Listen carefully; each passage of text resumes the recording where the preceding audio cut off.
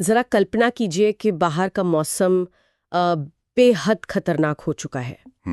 मतलब चारों तरफ तबाही मची है। हाँ बिल्कुल। सड़कें पूरी तरह से नदियों में बदल चुकी हैं और प्रशासन ने ना चीख चीख कर हर जगह रेड अलर्ट जारी कर दिया है। मतलब घर से बाहर निकलना सीधे सीधे अपनी जान को खतरे में डालना है। एकदम सही। और ऐसे खौफनाक माहौल में जब हर कोई बस अपनी जान बचाने की कोशिश कर रहा है, अचानक एक फोन बजता है। किसी कर्मचारी को उसकी कंपनी से मैसेज आता है कि भाई तुम्हारी शिफ्ट 15 मिनट में शुरू होने वाली है और तुम्हें हर हाल में काम पर पहुंचना ही होगा। मतलब कोई बहाना नहीं चलेगा। अरे बाप रे, ये तो है ना। ये एक ऐसा क्षण है जो ना हमें सोचने पर मजबूर करता है कि क्या ऐसी स्थिति में किसी भी वर्कर को बस अपनी हाजिरी लगाने के लिए अपनी जान दांव पर लगाकर काम पर जाने के लिए मजबूर किया जाना चाहिए। देखें, ये स्थिति सुनने में ना किसी डिस्टोपियन हॉलीवुड फिल्म के सीन जैसी लग सकती है। हाँ, लेकिन जमीनी हकीकत यही है कि ये दुनिया भर के लाखों कामगारों के लिए एक बहुत ही कड़वी सच्चाई है। बिल्कुल। जब किसी इंसान को ना अपनी जान बचाने और अपनी रोजी रोटी कमाने के बीच चुनाव करना पड़े तो वो दरअसल कोई विकल्प होता ही नहीं है। सही बात है। वो एक क्रूर मजबूरी होती है जहां हमारा जो सिस्टम है ना, वो एक मजदूर को उसकी सबसे कमजोर स्थिति में धकेल देता है। और आज के इस गहन चर्चा का केंद्र यही ज्वलंत मुद्दा है। जो लोग हमें सुन रहे हैं उन्हें मैं बता दूं कि आज हमारे पास जो स्रोत है ना, उनमें बनारस हिंदू विश्वविद्यालय यानी BHU के रिसर्चर सुधीर कुमार द्वारा लिखा गया एक बेहद महत्वपूर्ण लेख शामिल है। हाँ, बहुत ही शानदार रिसर्च है वो। बिल्कुल। तो आज हमारा मिशन स्पेन के एक ऐतिहासिक और दुनिया के पहले श्रम कानून का विश्लेषण करना है, जिसे जलवायु अवकाश या क्लाइमेट लीव कहा जा रहा है। Climate leave. हाँ, हम ये समझेंगे कि कैसे एक भयानक त्रासदी ने इस नीति को जन्म दिया, इसके कानूनी पेच क्या है और ये अवैश्विक स्तर पर काम करने के हमारे पूरे तरीके के लिए क्या मायने रखती है। बिल्कुल। तो चलिए इसे ना थोड़ा विस्तार से समझते हैं। हाँ, हम अक्सर जब भी क्लाइमेट चेंज या जलवायु परिवर्तन की बात करते हैं तो हमारे दिमाग में क्या आता है? वही पिघलते हुए ग्लेशियर या बढ़ते समुद्र के स्तर। हाँ, या ग्लोबल वार्मिंग के आंकड़े। लेकिन सुधीर कुमार का ये लेख हमें एक बिल्कुल नया चश्मा देता है। सही कहा आपने।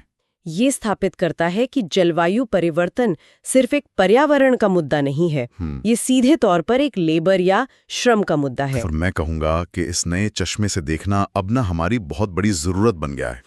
यहाँ सबसे बड़ा वैचारिक बदलाव ये है कि हम पर्यावरण और मानवाधिकारों को अलग अलग डिब्बों में रखकर नहीं देख सकते। मतलब हम हमेशा से यही करते आए ना। बिल्कुल। पारंपरिक रूप से हमने पर्यावरण बचाने को एक अलग खाने में रखा है और मजदूरों के अधिकारों को दूसरे खाने में। हाँ। पर सुधीर कुमार का शोध और स्पेन का यह नया कानून इस बात पर जोर देता है कि जब प्रकृति अपना रौद्र रूप दिखाती है ना, तो उसका सबसे पहला और सबसे घातक प्रहार किस पर होता है? किस पर? इंसान के काम करने के बुनियादी अधिकारों और उसकी शारीरिक सुरक्षा पर। ये बहुत अहम बात है। और ये भी सच है कि नीतियां कभी शून्य में नहीं बनती। मतलब स्पेन की सरकार ने अचानक से एक सुबह उठकर ये जलवायु अवकाश लागू करने का फैसला तो नहीं किया होगा। अरे नहीं, बिल्कुल नहीं। इतिहास गवाह है कि किसी भी बड़े बदलाव के पीछे अक्सर एक बहुत बड़ी और दर्दनाक घटना होती है। सुधीर कुमार के लेख में साल 2024 में स्पेन में आए विनाशकारी बाढ़ और तूफानों का बहुत गहराई से जिक्र किया गया है। 2024 की वो स्पेनिश त्रासदी, मैं आपको बताऊं, वो आधुनिक यूरोप के इतिहास की सबसे भयानक प्राकृतिक आपदा में से एक थी। हाँ, मैंने स्रोत में पढ़ा था कि उन अचानक आई बाढ़ों में लगभग 225 लोगों को अपनी जान गंवानी पड़ी थी। जी हाँ, 225 लोग। मतलब पूरे के पूरे शहर पानी में डूब गए थे। बुनियादी ढांचा तो ताश के पत्तों की तरह ढह गया था। बाप रे। लेकिन इस प्राकृतिक कहर के समानांतर एक और कहानी चल रही थी जो मेरे हिसाब से ज्यादा परेशान करने वाली थी। आप किस कहानी की बात कर रहे हैं? वो थी एक गहरी व्यवस्थागत और मानवीय विफलता। अच्छा, आप उस बात का जिक्र कर रहे हैं जब सरकार और स्थानीय प्रशासन लगातार रेड अलर्ट जारी कर रहे थे। बिल्कुल। सरकार चीख रही थी कि छतों पर जाओ, सुरक्षित स्थानों पर पनाह लो। हाँ, और ठीक उसी समय कई कंपनियों का रवैया एकदम अलग था। उन्होंने अपने कर्मचारियों पर काम पर आने का भारी दबाव बनाए रखा। एकदम सही।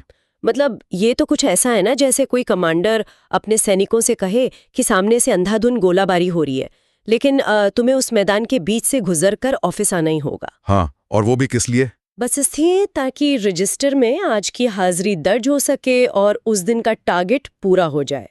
मैं ये सोच रही थी कि क्या कंपनियां जानबूझकर इतनी अमानवीय हो जाती हैं या ये जो कॉर्पोरेट मुनाफे की मशीन है वो आपदा के समय अपने आप रुकना ही नहीं जानती। देखिए, अगर हम इसे एक बड़ी तस्वीर से जोड़े ना, तो इस सवाल का जवाब किसी एक व्यक्ति या किसी एक कंपनी की बुराई में नहीं है। तो फिर कहाँ है? ये पूरे सिस्टम के डिजाइन में छिपा है। अगर हम इसके पीछे की प्रणाली को देखें तो आधुनिक कॉर्पोरेट दुनिया और उनकी सप्लाई चेन इस तरह से डिजाइन की गई हैं कि वो कभी रुकती नहीं है। मतलब वो 24/7 चलती रहती हैं। बिल्कुल, उनका पूरा का पूरा एल्गोरिदम एफिशिएंसी या दक्षता पर टिका है। हाँ। जब मौसम अचानक खतरनाक हो जाता है ना, तो उस एल्गोरिदम में कोई ऐसा पैनिक बटन या ब्रेक होता ही नहीं है जो कहे कि अब रुक जाओ, इंसानी जान खतरे में है। तो मतलब कंपनियों ने रेड अलर्ट के बावजूद लोगों को काम पर बुलाया क्योंकि उनका सिस्टम बस मुनाफा देखता है। हाँ, सिस्टम बस यही देखता है कि अगर आज डिलीवरी नहीं हुई या आज उत्पादन रुक गया तो शेयर बाजार में या क्लाइंट्स के सामने उनका क्या नुकसान होगा। इंसान वहां एक नंबर बनकर रह जाता है। ये तो बहुत ही डरावना है। लेकिन इस बार स्पेन की जनता ने इस तर्क को बिल्कुल स्वीकार नहीं किया। एकदम नहीं। जब कंपनियों का ये रवैया सामने आया ना, तो पूरे देश में एक भयंकर जन आक्रोश फूट पड़ा। लोगों ने सड़कों पर, न्यूज़ चैनलों पर और सोशल मीडिया पर एक सुर में आवाज उठाई। और उनका गुस्सा एकदम जायज था। बिल्कुल, उनका गुस्सा इस बात पर था कि एक मशीन के कुछ घंटे रुकने से जो आर्थिक नुकसान होता है उसकी तुलना आप एक जीते जागते इंसान की जान जाने से कैसे कर सकते हैं। सही बात है। ये मांग बहुत जोर पकड़ने लगी कि औद्योगिक उत्पादकता मतलब इंडस्ट्रियल प्रोडक्टिविटी किसी भी कीमत पर मानवीय जीवन से ऊपर नहीं हो सकती। और इसी जन आक्रोश ने ना एक बहुत ही बुनियादी सामाजिक अनुबंध या कहें कि सोशल कॉन्ट्रैक्ट पर सवाल खड़े कर दिए। कैसे सवाल? लोग पूछने लगे कि भाई, हम किस तरह की अर्थव्यवस्था का निर्माण कर रहे हैं? क्या हम ऐसी अर्थव्यवस्था में जी रहे हैं जो इंसानों की भलाई के लिए है, या फिर इंसान सिर्फ उस अर्थव्यवस्था की भट्टी में झोंके जाने वाले ईंधन बनकर रह गए हैं? बहुत ही गहरी बात कही आपने। तो जब ये गुस्सा एक राष्ट्रीय आंदोलन का रूप लेने लगा ना, तो स्पेन की सरकार के पास दखल देने के अलावा कोई और रास्ता बचा ही नहीं था। और जाहिर सी बात है, ये दखल सिर्फ न्यूज में बयान देने या कागजी सांत्वना तक सीमित तो नहीं रह सकता था। बिल्कुल नहीं, जनता शांत नहीं होती। हाँ, सरकार को एक ऐसा ठोस समाधान निकालना था जो कानूनी तौर पर बाध्यकारी हो। कोई ऐसी चीज जो कंपनियों की इस रुकने से इनकार करने वाली मानसिकता पर न एक कानूनी ब्रेक लगा सके। और यहीं से जन्म होता है स्पेन के जलवायु अवकाश के कानूनी ढांचे का। स्रोत के अनुसार स्पेन दुनिया का पहला ऐसा देश बन गया है जिसने अपने वर्कफोर्स के लिए बाकायदा ये क्लाइमेट लीव लागू की है। और मैं आपको बताऊं, इस कानून के जो प्रावधान है ना, वे श्रम कानूनों के इतिहास में एक पूरा नया अध्याय जोड़ते हैं। हाँ, मैंने पढ़ा कि ये खतरनाक पर्यावरणीय परिस्थितियों के दौरान कर्मचारियों को 4 दिन तक की छुट्टी देता है। बिल्कुल, और यहाँ सबसे दिलचस्प बात यह है कि ये सवैतनिक छुट्टी है, मतलब पेड लीव। अरे वाह, मतलब पूरे पैसे मिलेंगे। जी हाँ, पूरे पैसे। इस कानून का जो सबसे मजबूत पहलू मुझे नजर आता है ना, वो है कोई मजबूरी नहीं वाला नियम। वो बहुत जरूरी है। अगर मौसम खतरनाक है तो किसी भी कर्मचारी पर काम पर पहुंचने का कोई दबाव नहीं होगा। स्पेनिश श्रम मंत्रालय ने अपने मौजूदा श्रम कानूनों में संशोधन करके एक नई व्यवस्था बना दी है। बिल्कुल, जहां जलवायु आपातकाल और आपदाओं को ना पूरे सैलरी के साथ छुट्टी के वैध कारणों के रूप में मान्यता मिल गई है। सही कहा। अब किसी भी वर्कर को ये सोचने की जरूरत नहीं है कि अगर वो आज काम पर नहीं गया तो उसके बच्चे कल क्या खाएंगे। और यहाँ जो सबसे बड़ी चीज घटित हो रही है ना, जिसे हमें बहुत गहराई से समझना चाहिए, वो है रिस्क ट्रांसफर या जोखिम का हस्तांतरण। Risk transfer. हाँ, ये सिस्टम में एक बहुत ही बड़ा लीगल रिफॉर्म या कानूनी सुधार है। मैं बिल्कुल इसी बिंदु पर आना चाह रही थी। हाँ। अगर हम थोड़ा पीछे मुड़कर देखें तो हमारी पारंपरिक व्यवस्था में क्या होता था? मान लीजिए बाहर भयंकर बर्फबारी हो रही है या बाढ़ आई है और कोई व्यक्ति अपने दफ्तर नहीं पहुंच पाता। इस स्थिति में पूरा का पूरा नुकसान उस अकेले कर्मचारी का ही माना जाता था ना। या तो उस दिन की उसकी दिहाड़ी कट जाती थी या फिर उसे अपनी बचाकर रखी गई सिक लीव यानी बीमारी की छुट्टियां खर्च करनी पड़ती थी। बिल्कुल, एकदम सही कह रही हैं आप। मतलब मौसम खराब होने का जो भी आर्थिक दंड था वो उस बेचारे व्यक्ति को भुगतना पड़ता था जिसका मौसम पर कोई नियंत्रण ही नहीं है। और यही इस कानून का सबसे बड़ा शिफ्ट है। स्पेन का ये नया कानून उस आर्थिक जोखिम की जिम्मेदारी कर्मचारी के कमजोर कंधों से उठाता है। हाँ, और उसे प्रशासन और कंपनियों के चौड़े कंधों पर डाल देता है। बहुत खूब। ये कानून एक तरह से ये स्वीकार करता है कि देखिए, जलवायु आपातकाल कोई व्यक्तिगत समस्या नहीं है जिसे कोई कर्मचारी अपने स्तर पर घर बैठकर सुलझाए। सही बात है। ये एक ढांचागत संकट है, एक सिस्टेमिक शॉक है। और जब सिस्टम पर शॉक आता है ना, तो उसकी कीमत कोई अकेला वर्कर अपनी सैलरी कटवाकर या अपनी जान जोखिम में डालकर बिल्कुल नहीं चुकाएगा। ये तो कुछ कुछ वैसा ही है ना, जैसे 100 साल पहले फैक्ट्रियों में वर्कर्स कॉम्पेंसेशन या काम के दौरान घायल होने पर मुआवजे का कानून आया था। एकदम सटीक तुलना है ये, है ना? उससे पहले अगर मशीन से किसी मजदूर का हाथ कट जाता था तो उसे उसकी खुद की गलती या बदकिस्मती मानकर नौकरी से निकाल दिया जाता था।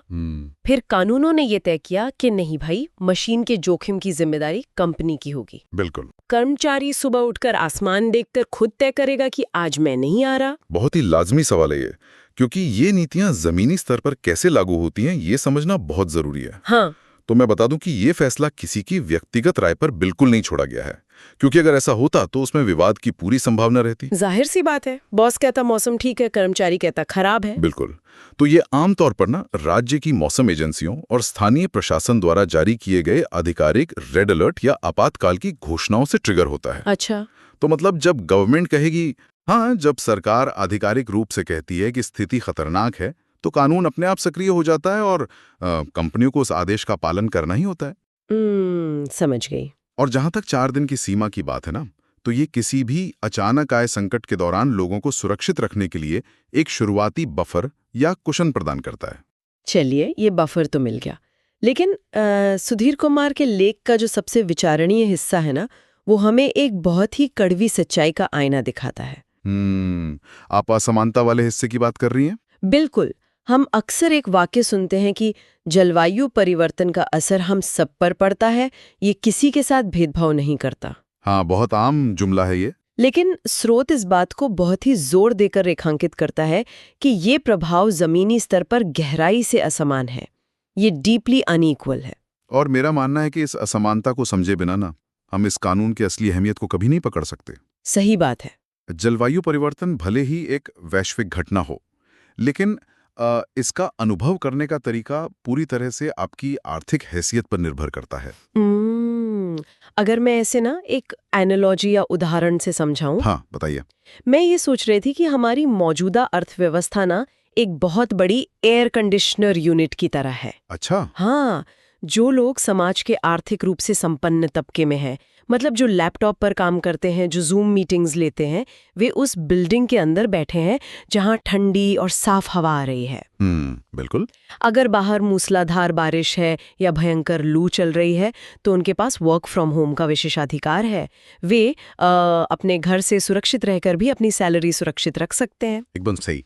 लेकिन उन लोगों का क्या जो उस एयर कंडीशनर यूनिट के बाहर खड़े हैं, जो दिहाड़ी मजदूर हैं, जो सड़कों पर गड्ढे खोद रहे हैं, या जो हमारी ऑनलाइन ऑर्डर की गई दवाइयाँ या खाना भारी बारिश में डिलीवर कर रहे हैं। ये बहुत ही सोचने वाली बात है। वे न सिर्फ उस खराब मौसम को झेल रहे हैं, बल्कि अर्थव्यवस्था रूपी उस एसी की फेंकी हुई गर्म हवा का भी सीधा सामना कर रहे हैं। ये एनालॉजी ना इस स्थिति की गंभीरता को बहुत ही सटीक ढंग से पेश करती है। बिल्कुल। सुधीर कुमार का लेख भी इसी भेद्यता या कमजोरी पर प्रहार करता है। हाँ, देखिए, खराब मौसम सीधे तौर पर एक व्यक्ति की शारीरिक रूप से काम करने की क्षमता को छीन लेता है। बिल्कुल। जो लोग आर्थिक सीढ़ी के सबसे निचले पायदान पर खड़े हैं ना, उनकी आजीविका पूरी तरह से उनके घर से बाहर निकलने पर निर्भर है।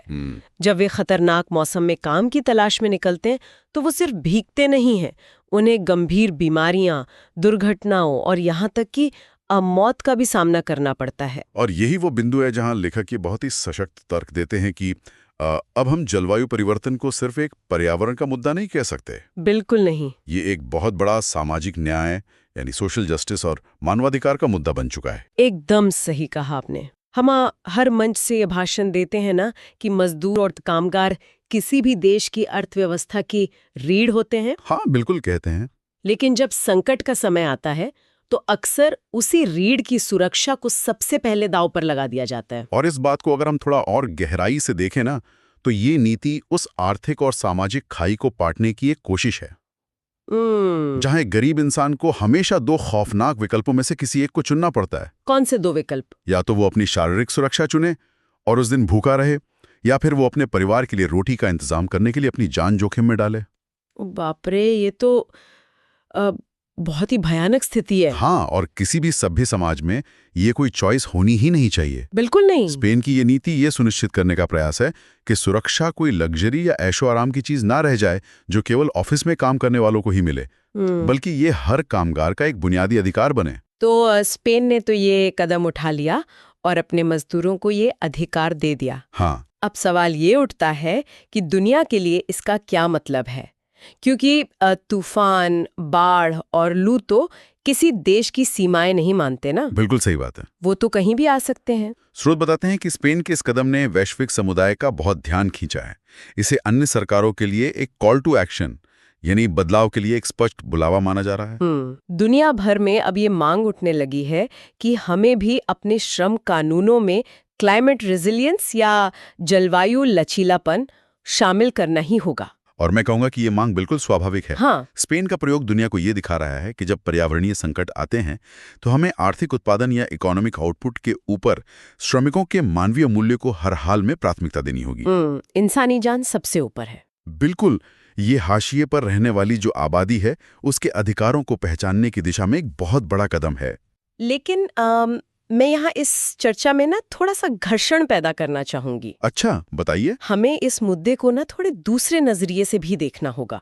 देखिए, हम सब मानवाधिकारों का समर्थन करते हैं और कोई नहीं चाहता कि मौसम की वजह से किसी की जान जाए। बिल्कुल, कोई नहीं चाहता। लेकिन क्या दुनिया भर की अर्थव्यवस्थाएं इस तरह के सवैतनिक अवकाश या पेड लीव का आर्थिक बोझ उठाने के लिए तैयार है? ये एक बड़ा सवाल है। मान लीजिए किसी शहर में एक छोटी सी बेकरी है या कोई छोटा सा कारखाना है जो बहुत ही कम मार्जिन पर काम कर रहा है। हाँ, छोटे बिजनेस। अब अगर मौसम विभाग महीने में 4 दिन का रेड अलर्ट जारी कर देता है तो उस छोटे व्यापारी को अपनी दुकान बंद रखनी होगी। बिल्कुल। उसका कच्चा माल खराब हो जाएगा, उसे दुकान का किराया देना ही है, और ऊपर से इस नए कानून के तहत उसे अपने कर्मचारियों को उन 4 दिनों की पूरी सैलरी भी देनी होगी जहां कोई काम हुआ ही नहीं। तो क्या इससे छोटे और मंझोले बिजनेस पूरी तरह से चरमरा नहीं जाएंगे? क्या हम कंपनियों को विलन बनाकर एक बहुत ही जटिल आर्थिक समस्या का आसान रास्ता तो नहीं खोज रहे? देखिए, यहाँ एक बहुत ही बड़ा और जबरदस्त पेच है, और सच बताऊं तो ये इस पूरी बहस का सबसे तीखा हिस्सा है। हाँ। छोटे व्यवसायों की ये चिंता मैं कहूंगा कि 100% जायज है। कोई भी बिजनेस मौसम को नियंत्रित तो कर नहीं सकता, तो फिर प्राकृतिक आपदा के कारण होने वाले भारी आर्थिक नुकसान की पूरी भरपाई सिर्फ एक नियोक्ता या कंपनी क्यों करे? बिल्कुल, उनका भी तो नुकसान हो ही रहा है ना। हाँ, अगर हम सारा बोझ केवल कंपनियों पर डाल देंगे तो बहुत से छोटे व्यापार बंद हो जाएंगे, जिसका अंतिम नुकसान फिर से मजदूरों को ही होगा, क्योंकि उनकी नौकरियां चली जाएंगी। तो फिर इसका समाधान क्या है? क्योंकि एक तरफ मानवाधिकार है और दूसरी तरफ आर्थिक यथार्थ, इन दोनों के बीच संतुलन कैसे बनेगा? मेरा मानना है कि इसका समाधान सिर्फ कंपनियों के भरोसे नहीं छोड़ा जा सकता।